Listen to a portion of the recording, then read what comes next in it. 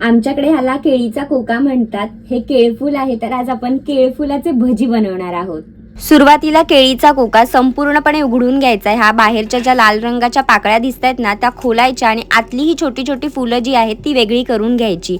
केळीचा कोका जोपर्यंत उघडू शकतो तोपर्यंत त्याला पूर्ण खोलून घ्यायचा आणि आतमध्ये एक छोटासा भाग असतो तो सुद्धा तुम्ही वापरू शकता.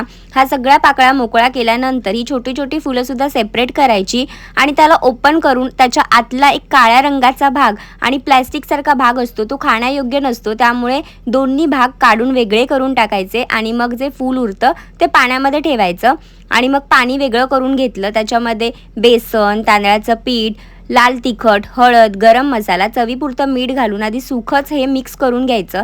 त्यानंतर अगदी 2 ते 3 चमचा एवढं पाणी घालायचं. सगळे मसाले फुलांना व्यवस्थित कोट होतील इथपर्यंत आपल्याला मिक्स करायचं. खूप पातळ करायचं नाही, नाहीतर कोटिंग मग निघून जाईल. तेल गरम करत ठेवायचं आणि तेलामध्ये ना एक एक फूल घालायचं.